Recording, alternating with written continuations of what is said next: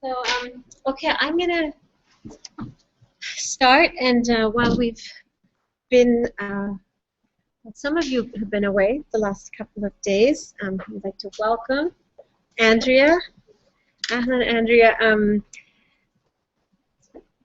Tesla's moved on, or we've moved on to up to Surah 25.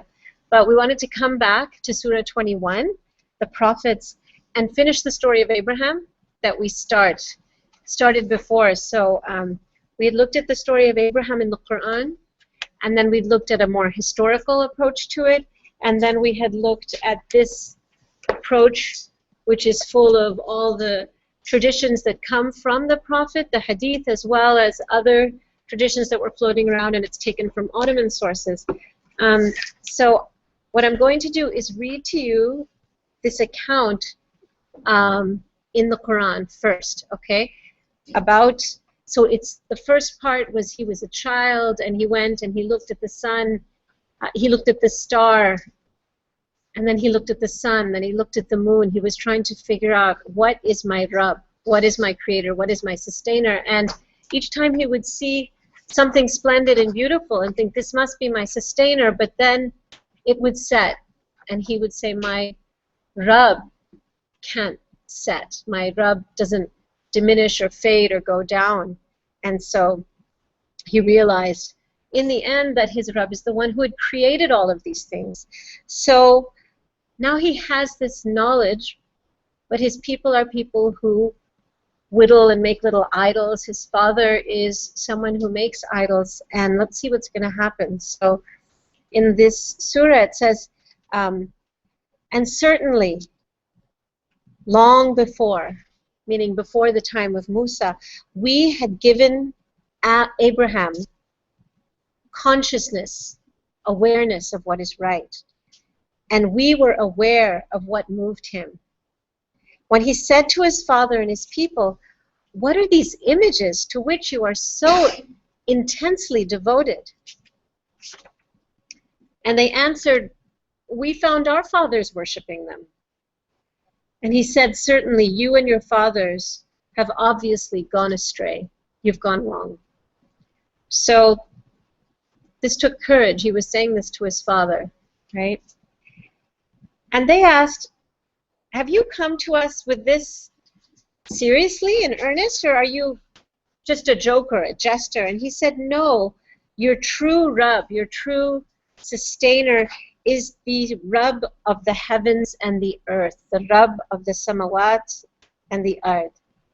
He who has brought them into being, and I am among those who bear witness to this truth.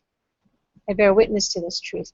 And he added, by God, I shall most certainly bring about the downfall of your idols, as soon as you have turned your backs and gone away. And then he broke those idols into pieces, all except the biggest one. So why did he leave the biggest one? Why did he break all the idols, but he left the biggest one? Do any of you know? No? Okay, so let's find out why. He broke the idols, except the biggest one, so they might be able to turn to it. And when they saw what had happened, they said, who has done this to our gods? Certainly, he is a terrible wrongdoer. And then some of them said, we've heard a youth, a young person, speaking of these gods with scorn, and he's called Ibrahim. And the others said, then bring him before the people's eyes, so that they might bear witness against him. And when he came, they asked, have you done this to our gods, Ibrahim? And he answered, no, it was this one. It was the big one who did it. So that's why he left the big one. So he broke all the other idols, and he left the big one. And they said, who did this? And he said, well, the big idol. The big one, the big idol did it. The chief idol, the grand idol is the one who did it. And then he said, but ask yourselves. Ask him yourself. You know, you can interrogate him if it's able to speak. Ask the idol. So they turned upon one another, saying, behold, it is you who are doing wrong. And then they relapsed into their former way of thinking, and they said, well, you know that these idols can't speak. What do you mean, ask the big idol? Of course it can't speak. And so now Abraham said, well then, do you worship instead of Allah something that cannot benefit you in any way nor harm you? Fie upon you and upon all that you worship instead of God. Will you not then use your reason? So then the people all cried out, burn him, and nourish your gods by doing that, if you're going to do anything. So they said, burn him, but we said, meaning Allah said, this is a very, very famous and important verse. We said, O fire, be you cool, be cool, and be a source of peace for Ibrahim. O fire, become cool, or be cool, and become a source of peace for Ibrahim. And after they sought to do evil to him, but we caused them to suffer the greatest loss. And we saved him and Lot, who is his brother's son, by guiding them to the land which we have blessed for all time to come. And we gave him Isaac and Jacob as a gift, and caused all of them to be righteous men. And we made them leaders who would guide others, and inspired them to do good works, and to be constant in prayer, and to give charity, and to worship us alone. So that's the story in the Qur'an, and maybe you can write that on the board for me. Ibrahim in Arabic and the English also. Okay. Both the English, and you don't need to do the transliteration because well, you could do transliteration too. Maybe. That would be nice.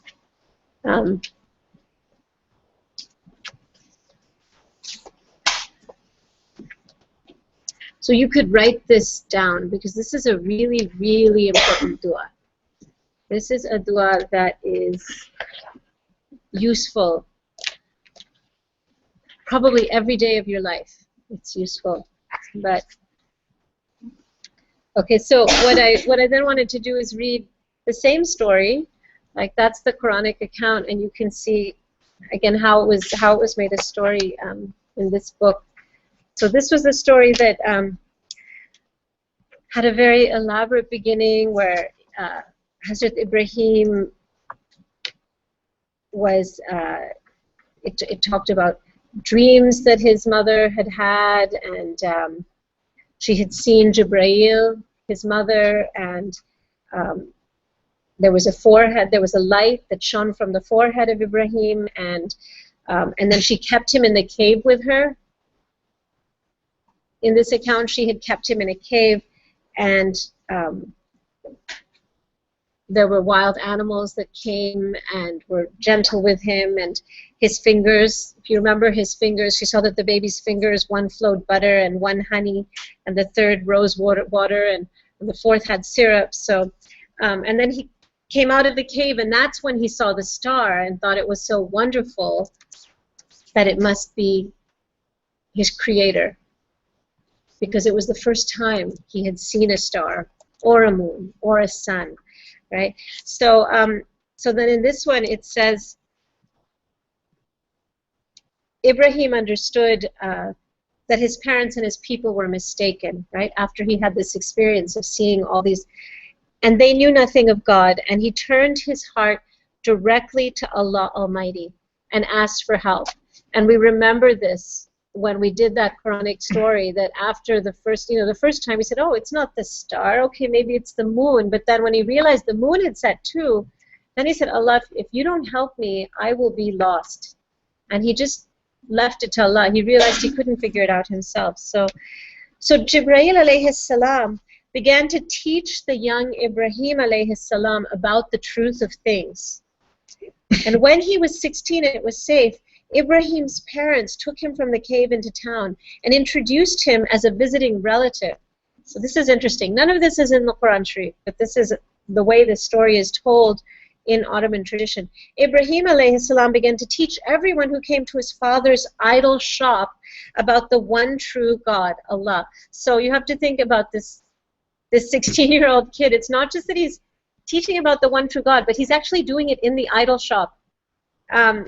Some people listened, and others just thought he was crazy. And his mother believed, but his father began to lose business and became very angry. And we remember that this is exactly what happened with the Prophet ﷺ, that the idol worship was affecting trade, it was affecting social structures, it was affecting people power. And so not only did they not accept, even if they knew he was truthful and a good person, but they also willfully obstructed and sabotaged what he was saying because of their own personal gain, right? And this is what kufr is, to cover something up, even though at some level you recognize it.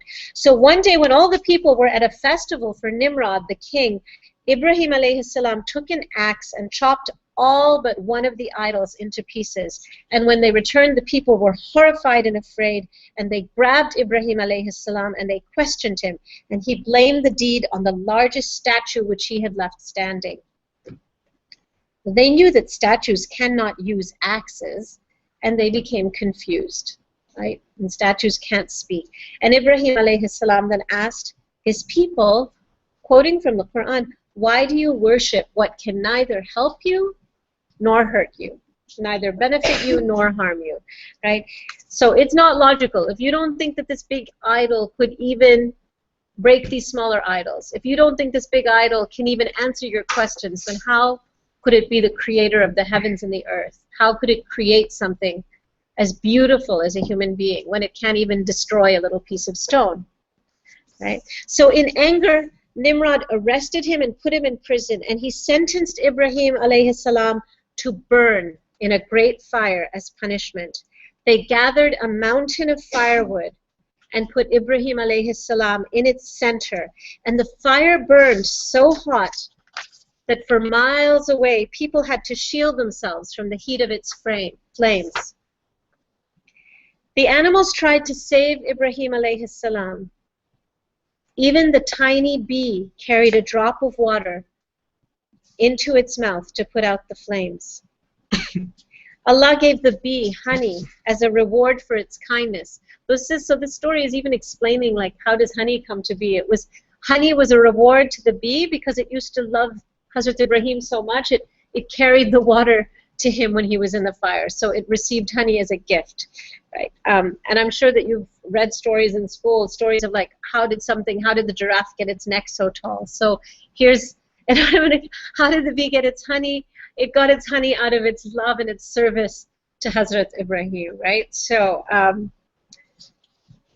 like these stories, is this in the Quran? No, but it's a way of increasing our love and connection, you see.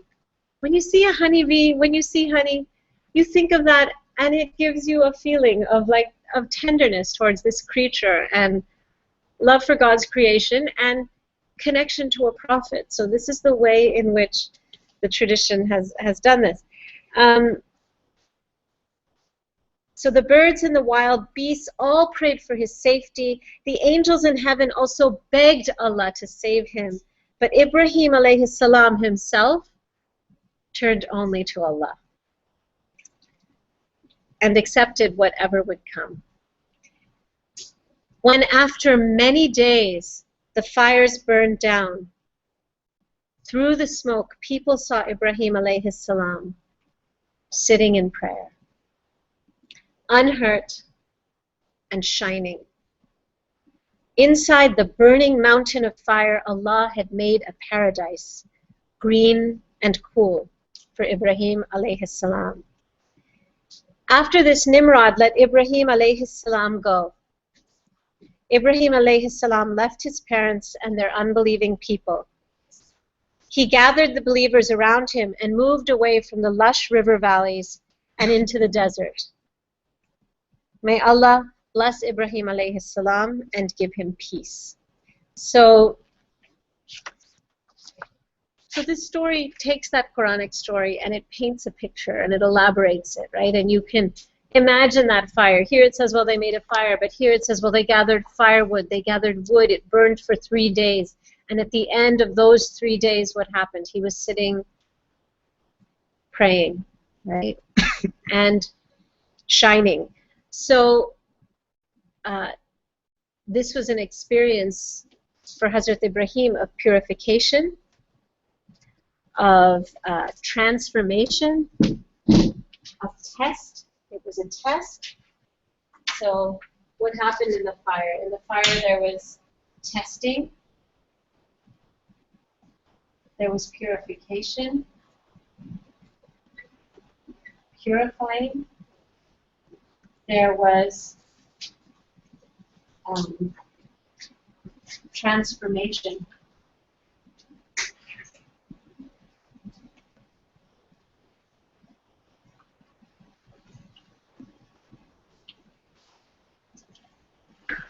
So if we look at this story, and these words, let's just say these words together, all of us. Let's say these.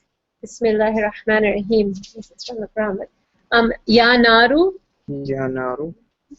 Kuni Bardan. Kuni Bardan. Wa Salaman. Wassalaman Ala Ibrahim. ala Ibrahim. One more time. Ya Naru. Ya Naru. Kuni Bardan. Kuni Bardan. Wassalaman Wassalaman ala Ibrahim. ala Ibrahim. Yeah. So Bardan is cold, and you can hear it in the language, right? It sounds like brr, Bardan. It has the sound of shivering in it. That word, it means cold, Bardan.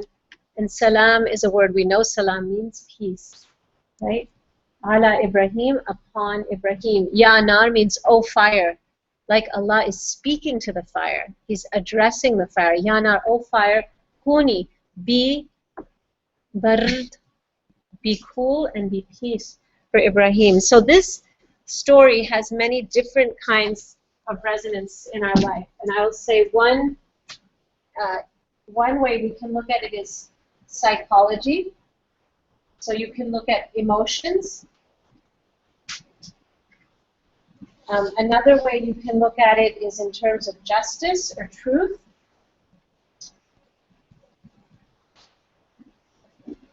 And another way you can look at it is in terms of, say, theology even, or I'll say pluralism. So let me talk about each of these for a minute.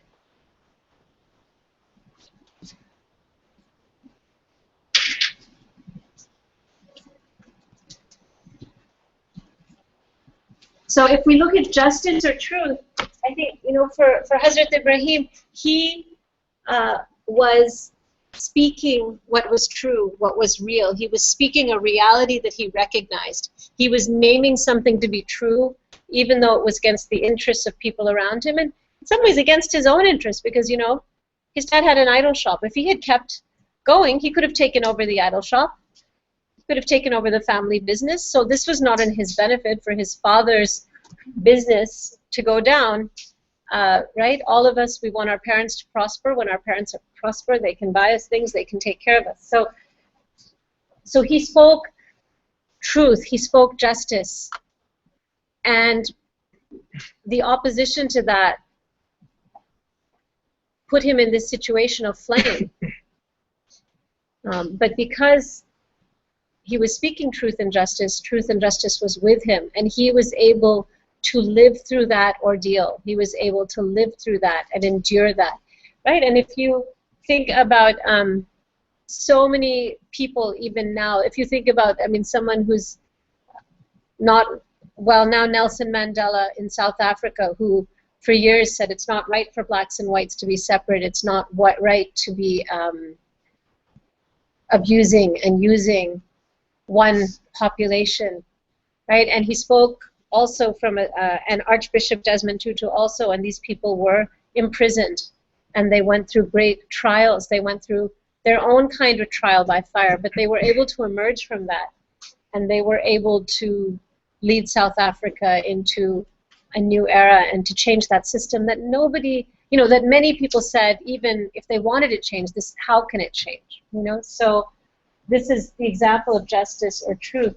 The example of psychology is that we go through suffering in our life. It might be illness, it might be the death of someone we love.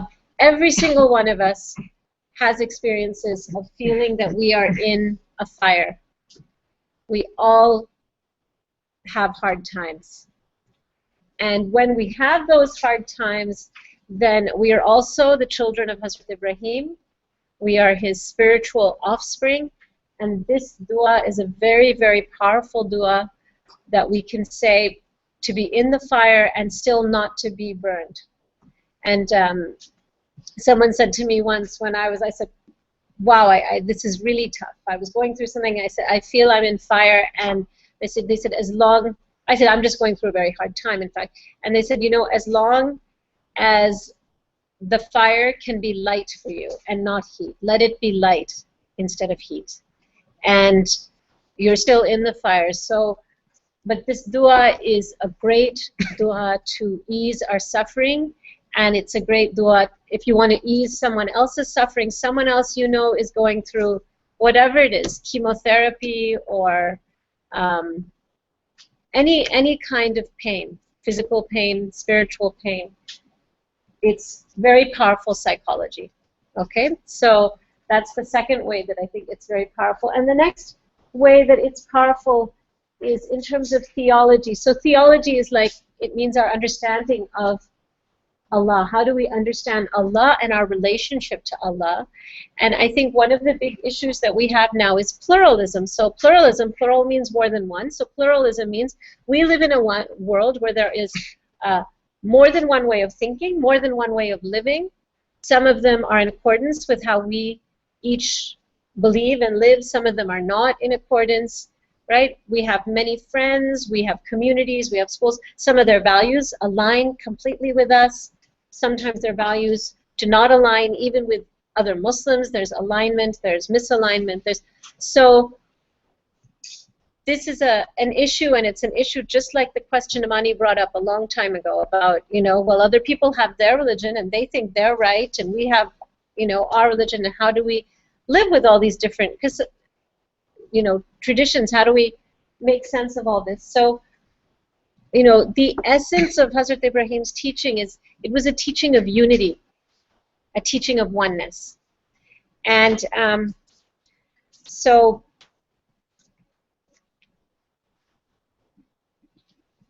no matter where you go, if you're living that state of Hazrat Ibrahim of oneness, then you don't have to fear anything. You know, that I think is the really important message here. So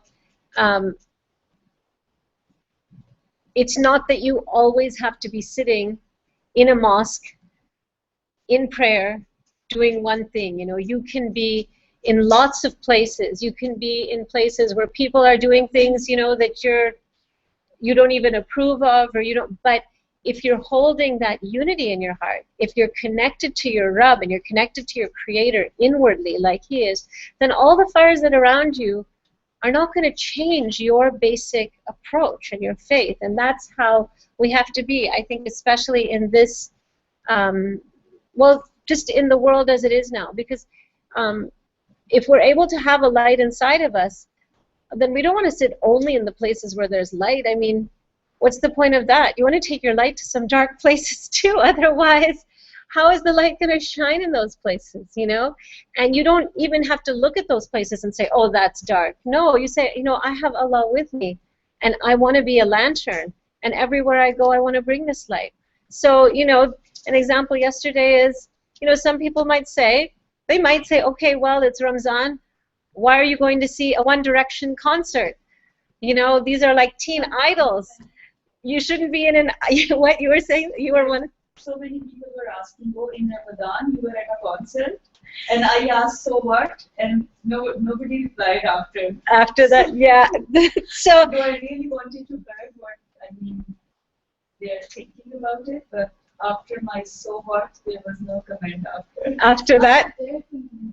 So you went to this concert, right? This is something, what the tickets were bought a year and a half ago, and you were, you know, probably at that time you weren't even thinking this is Ramadan, but you know something, like, when you go there, you know that these people are not gods and that they're not prophets, but they're entertainers, they're singers, you're together, you're enjoying yourself, but you're carrying your deen and your way with you, right? And that's the thing, is that you have to know who you are, right? So, and like, you know, you all have been coming every single day to Qur'an class, you've been keeping fast, you've been doing all these things, so you know.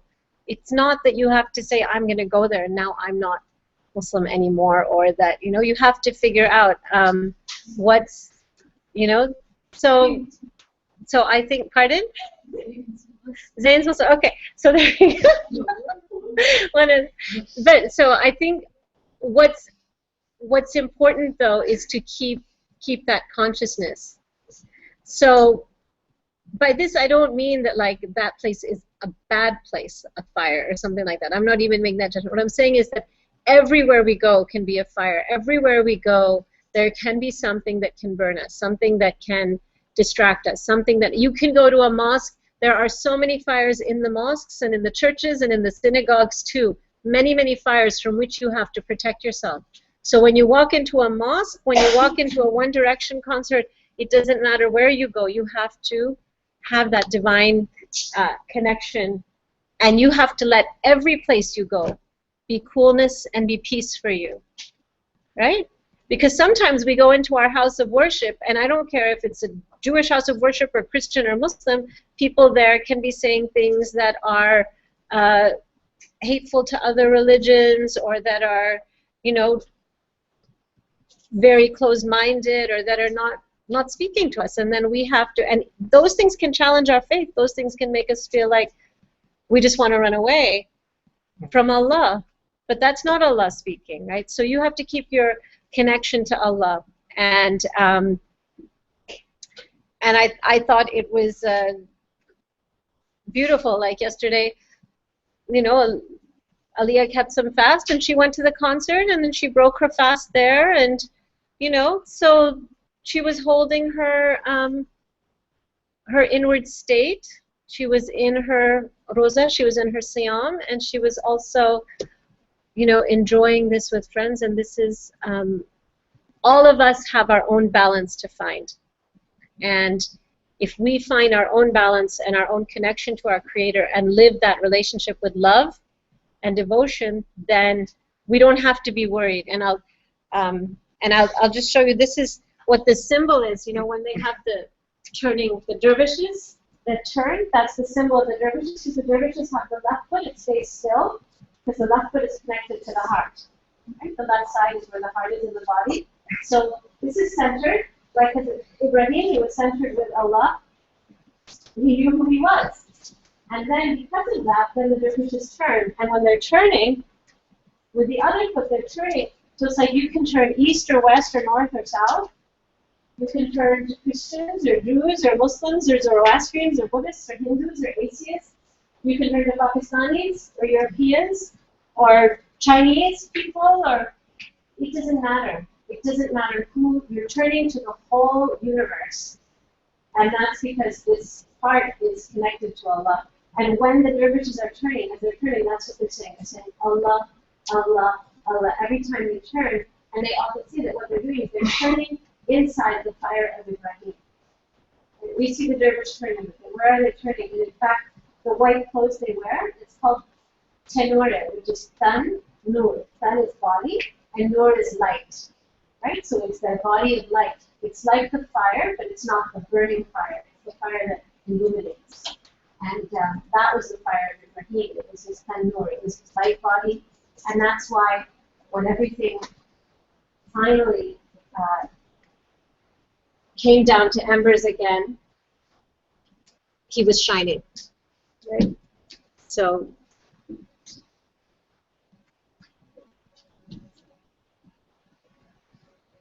I think that's, how are we doing for time now, Faisal?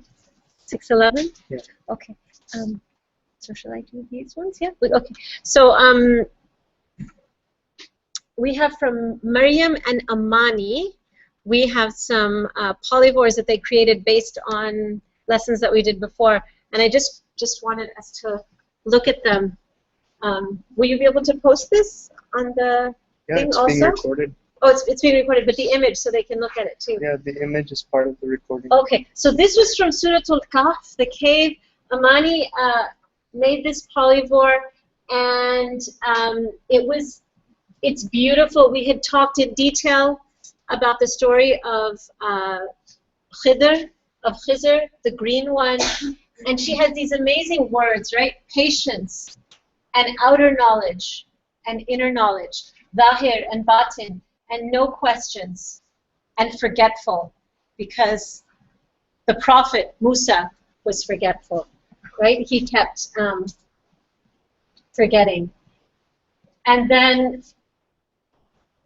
what I love about this Amani, there's several things that I really, really like. One is that you have all these beautiful images. You know, you have an image of a cave, you have an image of a wall, you've got the Qur'an here, you've got that ocean, but you also, and it's all like in these layers, right? Like layered the way that questions are layered, and all the things that we think about in reality and all the confusion. So here you have, up here you've got all the layers and the questions and everything that was happening with Musa. He was trying to figure out, it was kind of exploding his head, you know, his head was exploding, like and you've shown that, and that's actually what our lives are like. We're trying to figure things out, we're going along, we're having experiences, but then like right here, in the center of it, right, is this green one, the one who has wisdom, the guide.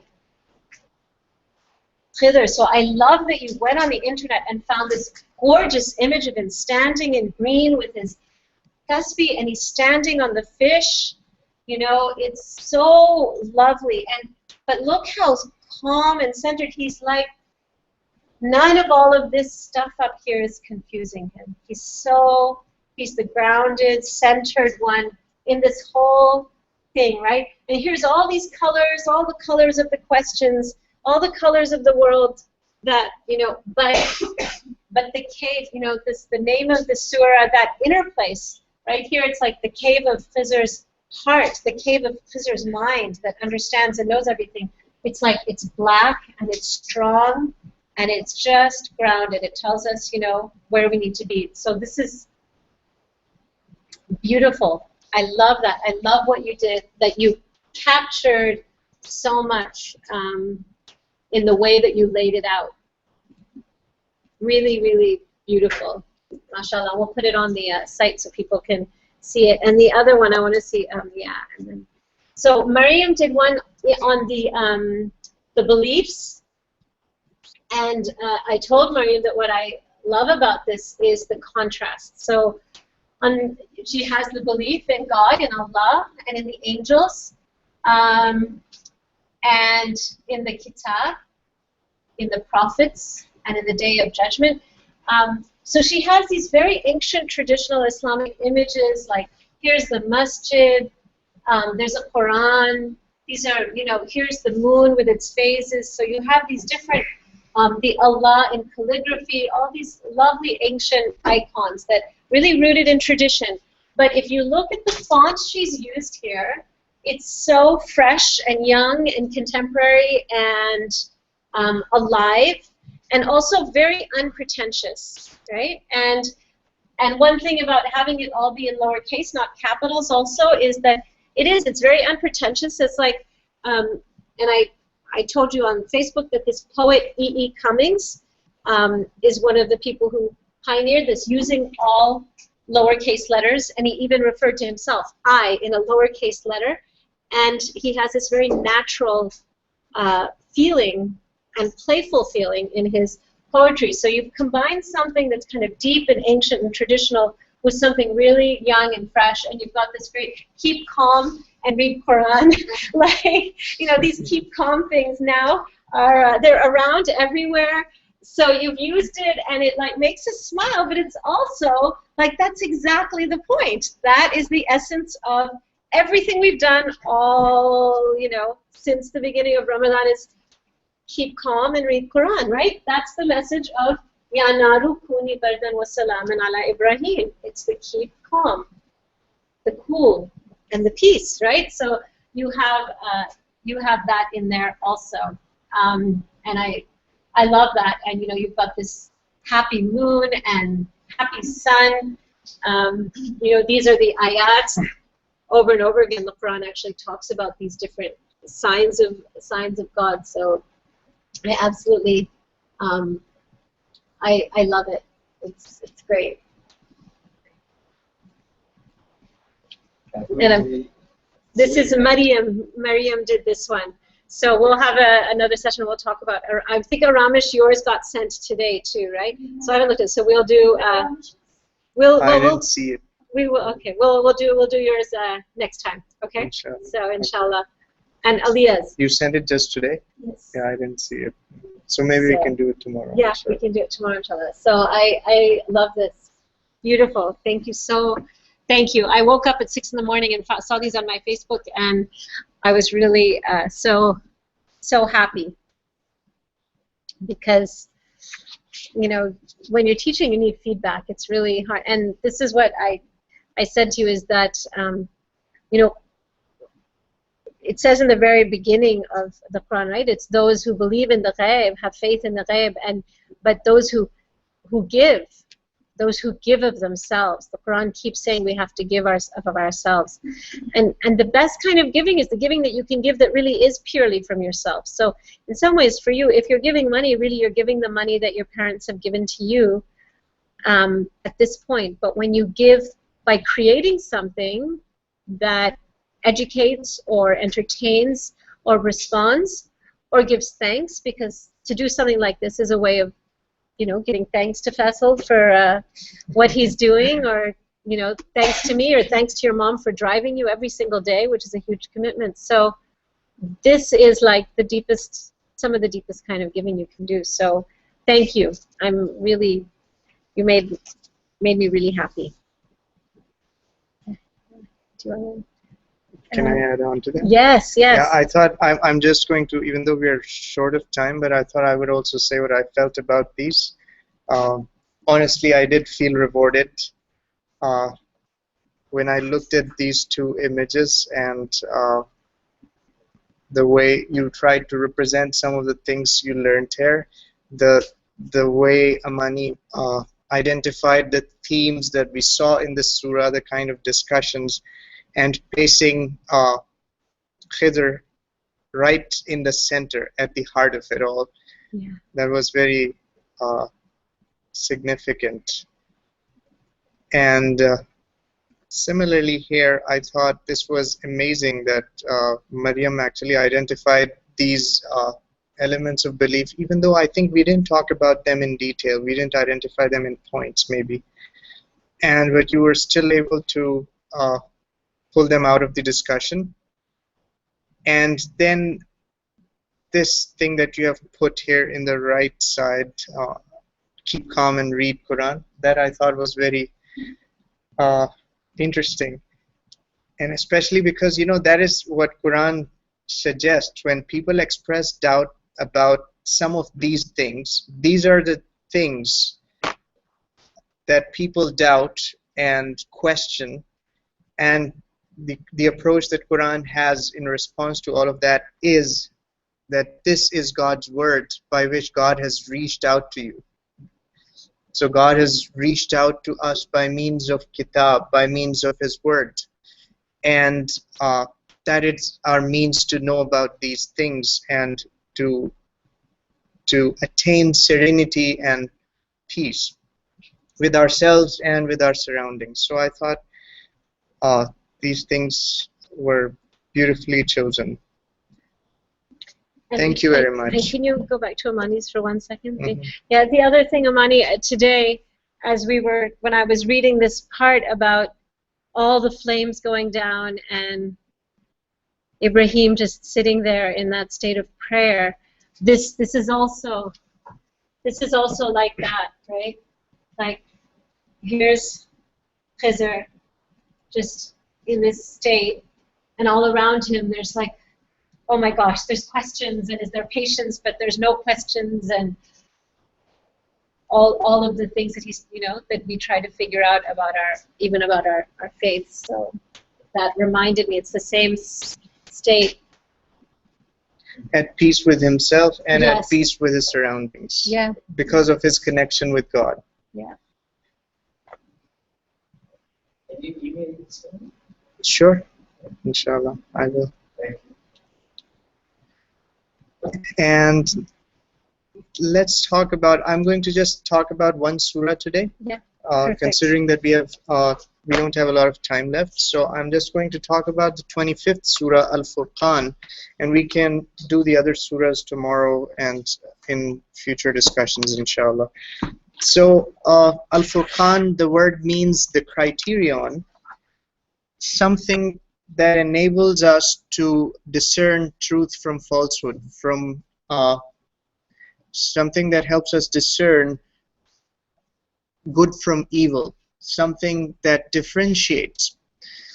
So that is what al-Furqan means, and the word is applied in Qur'an to different instances of kitab that God has revealed to different prophets. It is applied to Torah that was received by Moses, and it is applied to Qur'an as well, that these two are Furqan. They help us discern the truth from falsehood. So the surah begins by praising God, who has sent down the Furqan to his servant Muhammad.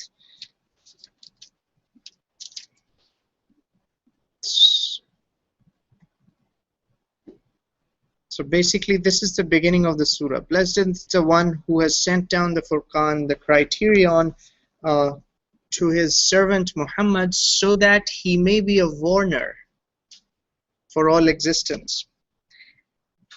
And this is very interesting. Yet again, Quran is pointing out so many surahs of Quran begin like that, by emphasizing the epistemic utility of Quran, by emphasizing the importance of Quran as a means to know about the afterlife, about God himself, and the fact that he's one and not multiple, and that he's going to hold us accountable on the Day of Judgment for the kind of lives we have lived. So the ayat, the first few ayat tell us that hallowed is God who has sent down the Furqan to his servant Muhammad, so he may be a warner, so he may warn fellow human beings and all existence about the afterlife, and that we shall be held accountable for the kind of lives we have lived. And blessed is the one who has no partners in his dominion, he has no offspring. Blessed is God who has created everything. And the very next ayah, the third one, right here, I've written it at the bottom there because of its position in the overall discussion. The very next ayah says, and there are these people who have taken false gods as their protectors, even though they do not create anything. These false gods that human beings tend to worship, they have not created anything. So creator, being the creator, or creativity, is the hallmark of God the Almighty. So these other false deities don't create anything, and instead they are themselves created beings, and they do not have control over harm and benefit for themselves, and they do not have any control over death, life, and resurrection. So these are things that are exclusive to God the Almighty. So why should people be confused, and why should people assume divinity in things and beings that they see around themselves? Why should they deify the created beings that they see around themselves? So this is, I thought, the beginning of the surah, and it's beautiful, it's significant, so I thought I would share that with you before I talk about the themes and how the discussion goes in the surah. Now the next thing we see in the surah, and we have seen this before, we have seen some of these discussions before, some of the things that are identified here and responded to are people's doubt in Qur'an as God's word. They doubt Muhammad's claim that this is God's word, and they think Muhammad has made it up. So that is what is noted here in 4 to 6. Ayat 4 to 6 talk about that. And they dismiss Quran as stories of ancient times, and they're unable to take Quran seriously. And they also doubt the possibility that God would appoint a human being from among themselves, a mortal, as his messenger, as his representative. And they doubt that, and out of their disbelief, they say, what kind of a prophet this is? He eats food and he goes around in marketplace. And literally, this is what they objected to, and this is what Quran notes, that he eats food and he goes around in marketplace. What kind of a messenger is that? What kind of prophet is that?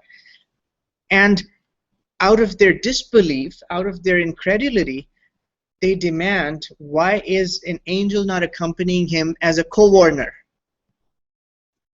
Something supernatural, something extraordinary.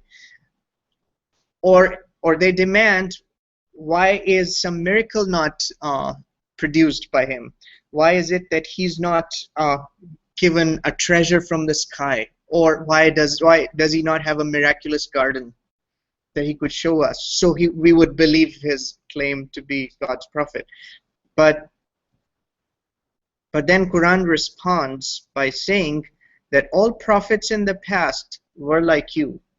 They were all human. They were all mortals.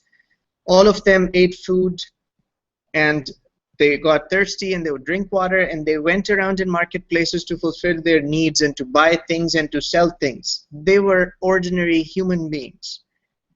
And our attention is drawn instead to the content of the warnings.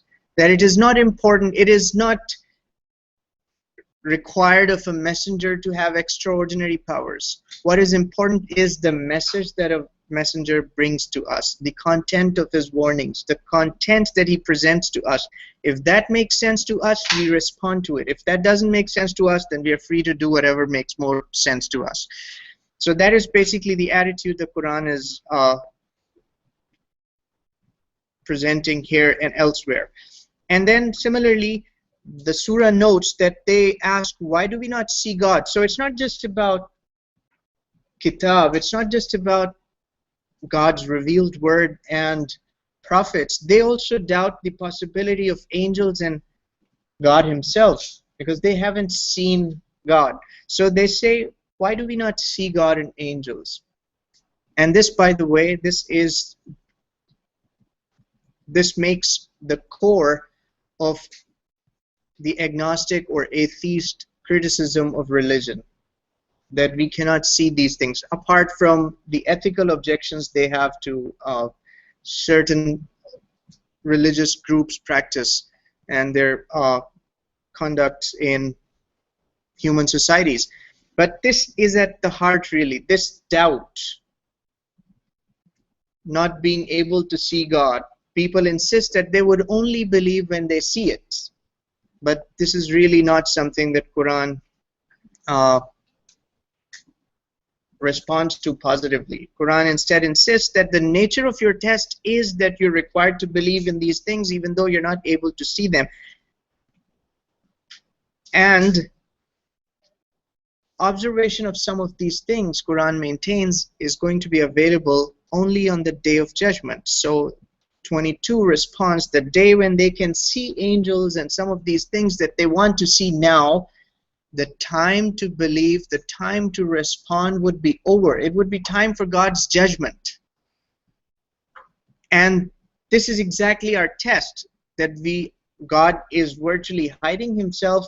And he says in Quran, he's hiding the Day of Judgment in heaven and hell so that he could give people an opportunity to recognize him and to live righteous lives and behave. And so he could reward and punish them on the Day of Judgment. That is the nature of the test. So this is how 22 responds. And then the other things we see in the surah is that the surah points out from 11 to 16 that the real problem is their doubt in Quran, their doubt in the possibility of a human messenger and their doubt in God or angels, the problem is that they doubt the possibility of an afterlife. This is, from this surah's point of view, the core of the problem, that they doubt the afterlife. They really don't hope to meet their Lord. They doubt that prospect, and that is why this is the kind of behavior they have. Also, in response to these doubts and the demand of people to see God and angels that we have seen here, the other response is that people's subscription to some socially created religious ideas that they have received from their parents and forefathers keep them from responding to the truth. So number 3 and number 42 are pointing at that people have some ideas of religion from before, and a lot of times those ideas and their insistence on following the path of their forefathers keeps them from responding to God's word and from taking these things seriously. So that is another problem that is pointed out. And yet another aspect of the response to these doubts and the demand to see God and angels is a reference to nature, reference to natural and physical phenomena that we observe on a daily basis, and God is basically pointing out there are ayat, there are signs in the creation that you could reflect on if you wanted to, and they will lead you to the truth. And finally, one other aspect of the response is destruction of people in the past. So there are these people, and this is basically, this destruction of people in the past is a response not just to the doubts that people express concerning Kitab and the claim of Muhammad that he's God's prophet, and their demand to see God and angels. This is also a response to their disbelief in the afterlife. So their disbelief in the afterlife is responded to by referring to destruction of people in the past. That if God has destroyed them in the past and their remains are there to be seen, their remains, their archaeological remains are there for you to study, and their destruction will give you insights into how God does not like this attitude of rejection and mockery with respect to his prophets. And similarly, the ayat in creation are connected with socially created ideas. When God gives reference to nature and points out that he is the one who has designed all of this, he points out how come some people assume these ayat in creation point to his oneness, and how come some people assume that there are deities other than him, even though they do not create, as we saw at the beginning of the surah. They do not create anything. They themselves are created beings. They have no control over life, death, and resurrection. They cannot even control harm and benefit for themselves, as Ibrahim demonstrated to his people by destroying the idols, that these are the things that you worship who cannot even protect themselves. When I tell you that this big idol broke the rest, you're not able to believe, because you know that this big idol cannot even break the smaller idols. And this is what you're worshipping. So this is the kind of argument that we see here as well, that God is the Almighty Creator who has created everything and is aware of everything, and how come you associate partners with him who have no role and no share in creating and sustaining the universe? Finally, the surah ends with a beautiful stretch of ayat that talk about the attributes of Ibadur Rahman, the Ibad, the servants of the Most Merciful. And Ibad here and elsewhere in Quran, Abd, sometimes we represent it as servant, sometimes as slave, but the word Abd, when Quran uses it, is sometimes just an expression of God's power over us, and the other side is Rabb, So the pair of words that we are talking about is Rabb and Abd. Rabb is the cherishing sustainer, who's not just in charge, but also loves his creation and has taken responsibility to raise every individual and every form of his creation. And Ibad is the other side. Ibad is the creation. And Ibad is not always, it's not, when we talk about a slave or servant in English, a different idea comes to our mind. But when God uses Ibad here on this occasion and on so many other occasions in Qur'an, this is like a title of honor. It's like it reminds me of a devotee. A devotee and an adorer also. One and, who adores. And someone whom God also honors and loves in response. So ibad are really, God basically owns them. These are my ibad. Ibadi, sometimes it's ibadi, sometimes ibadur Rahman, the ibad of Rahman, and it is like a title of honor. The way these ayat describe ibadur Rahman, one would want to be called abd. One would want to be called the servant of the Almighty, the servant or the devotee of the Almighty. One who has willingly or unwillingly, some ibad are unwilling ibad and others are willing ibad of the Almighty, submitted to the Almighty. So I think I'll stop here. I was originally hoping to recite some of these ayat and talk about some of the attributes there. Can you just read just that passage so we can just hear the attributes? How about that in English? Like Okay. Translation or Okay, I'll do that.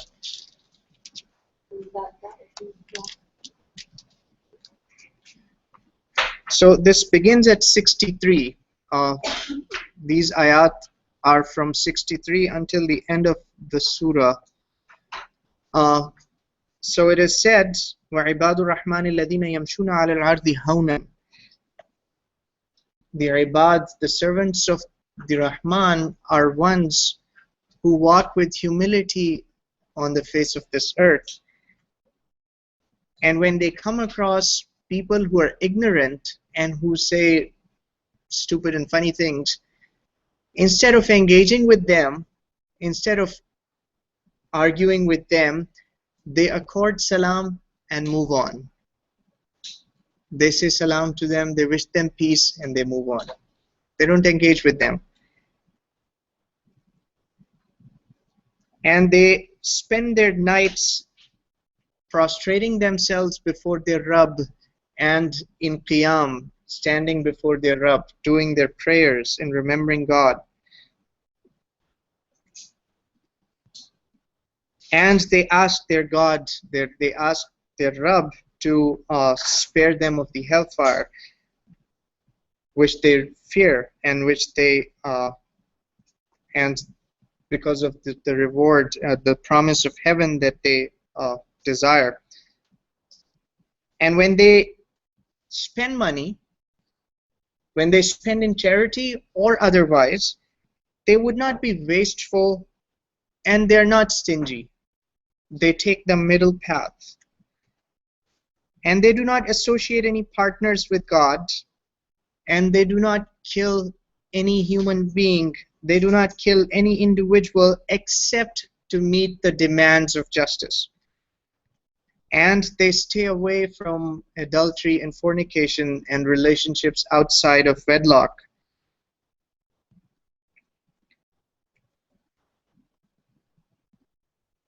And they do not witness, they do not want to be present on occasions where something false, something bad is being said or done. They do not bear witness to falsehood or evil things. Just like when they come across people who are ignorant and they say all kinds of stupid things, instead of engaging with them, they accord salam and move on.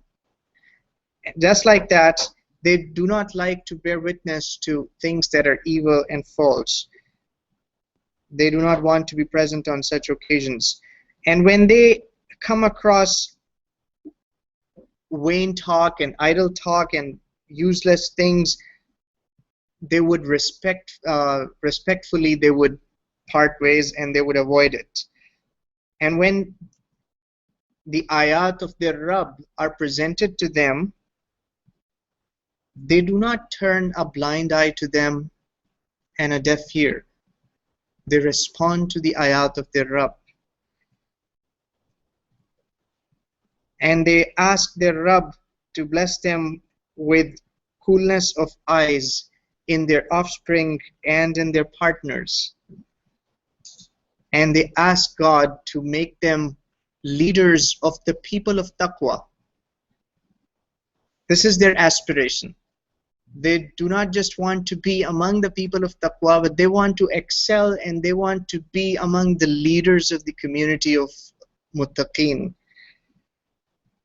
And then at the end, God says that these people who lived their lives with patience and perseverance, they will be rewarded with a place in paradise where they will be greeted with salam.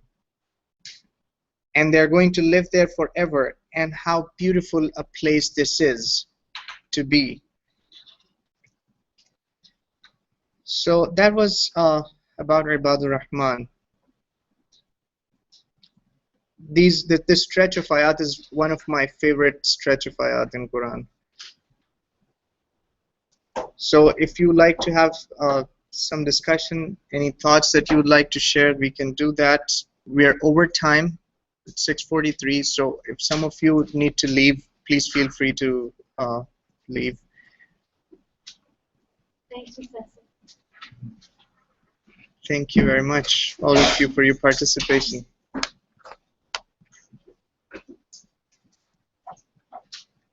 Is there any lessons in the Quran that people who have understood God and so on should also preach them?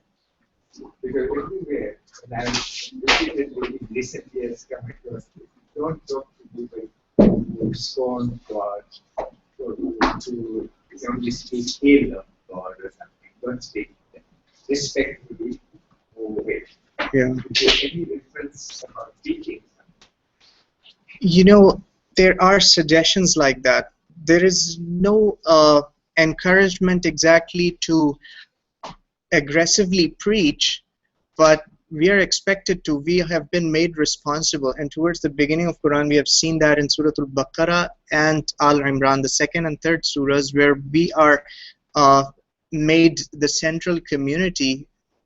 We are the torchbearers of the truth now, and we are expected to make the message available to others and establish shahada, bear witness. And that bearing witness, that act of shahada, means that we bear witness to what people around us are doing. So we are God's witnesses on the Day of Judgment, and at the same time we give them an opportunity to witness what we are doing. If I have come to know Quran and I have responded to Quran, then I'm expected to live the kind of life that Quran expects me to live, and to make an opportunity available to others so that they may know about God's word. And my lifestyle and making this opportunity available to others so they can find out about Quran is a shahada from my side.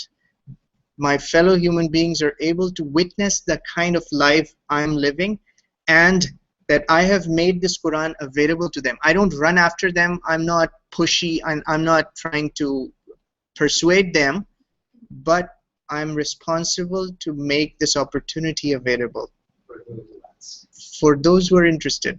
And because this is the attitude that Quran urges even the prophets to have, that you are just a warner.